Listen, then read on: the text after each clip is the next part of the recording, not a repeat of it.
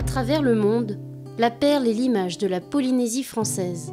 Elle représente la beauté, la fierté du peuple polynésien et son identité.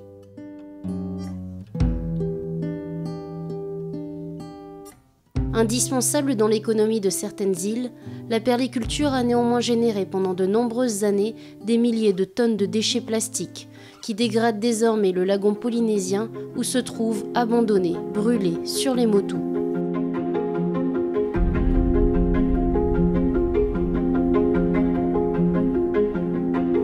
Cordages, bouées, collecteurs, grillages de protection, sacs de sable, 1 à 2 tonnes par an de déchets seraient produites pour une ferme de moins de 10 hectares.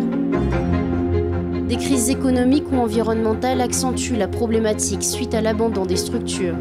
À Takaroa, 3800 tonnes de déchets sous-marins ont été comptabilisées. À Takapoto, ce sont également 4000 lignes dans l'eau, soit 450 km de cordage, sans compter les déchets à terre, qui s'évaluent à plus de 1000 m3.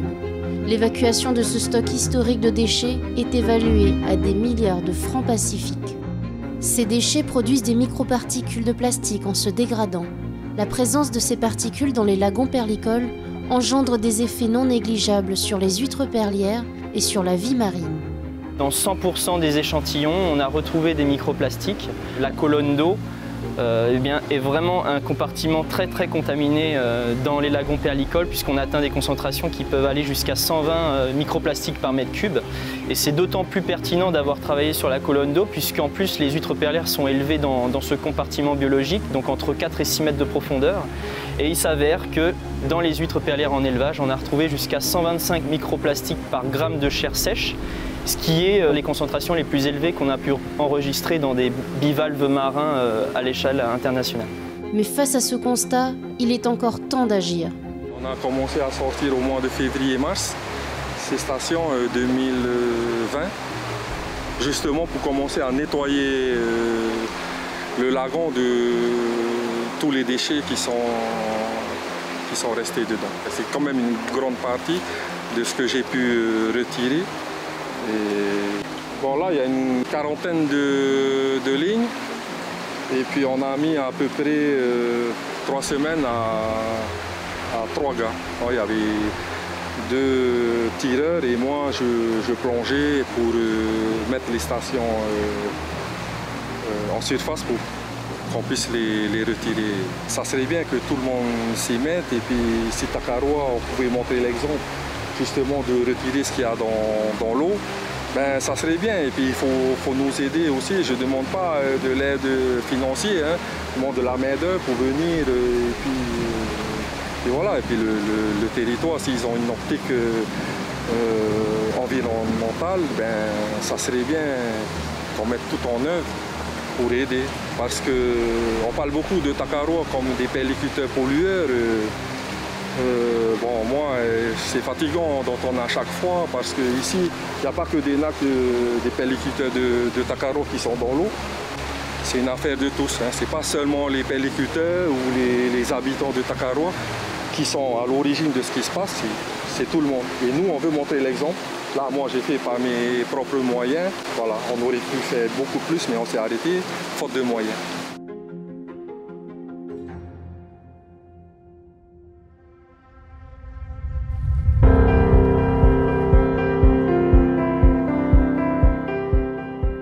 Alors, les déchets perlicoles, c'est une problématique vraiment importante pour toute la filière. Hein. Dans toutes les îles perlicoles, malheureusement, il y a une grosse production de déchets. Et Takaroa plus particulièrement parce qu'avec les problèmes qu'ils ont subis dans leur lagon en 2013, beaucoup de pelliculteurs ont abandonné l'île et ils sont partis de l'île en laissant derrière eux en fait leur tas de cordes, collecteurs, maisons, phares et greffes. Takaroa est une île sinistrée, mais grâce aux efforts en fait, du Tavana et la motivation du Tavana et de la population, on va vraiment commencer à s'attaquer maintenant au nettoyage. Derrière moi, justement, là, le Tavana de Takaroa nous montre sa motivation et son implication personnelle, puisqu'il est là en train de lui-même nettoyer chez lui, puisqu'il était perliculteur. Et il veut montrer le bon exemple pour ensuite rassembler autour de lui toute la population et commencer ce nettoyage, qui va être une tâche importante, conséquente Et le gouvernement est là aussi pour pour appuyer ces efforts. Et on va le faire aussi pour toutes les îles, pas seulement Takaroa, mais toutes les îles péalicoles. Si les péaliculteurs aujourd'hui sont motivés, la commune est motivée, on sera là pour apporter notre soutien et aider à remplir les big bags, comme vous pouvez le voir.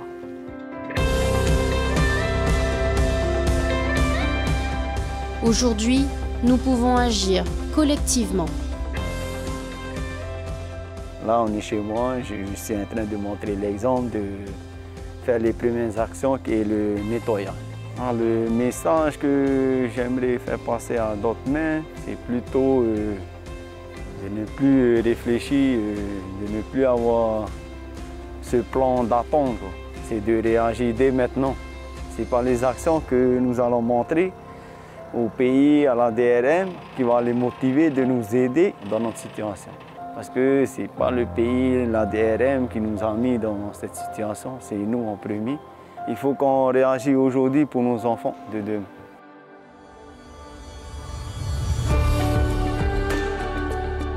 La filière perlicole sera durable en la pérennisant sur plusieurs générations, mais également en la rendant plus respectueuse de son environnement. Tous les acteurs sont conscients de la situation actuelle et il n'est pas trop tard pour agir en passant à l'action dès aujourd'hui. Les acteurs privés et de la recherche, les perliculteurs, la direction des ressources marines ont chacun un rôle à jouer. Et c'est bien tous ensemble que le pari sera gagné.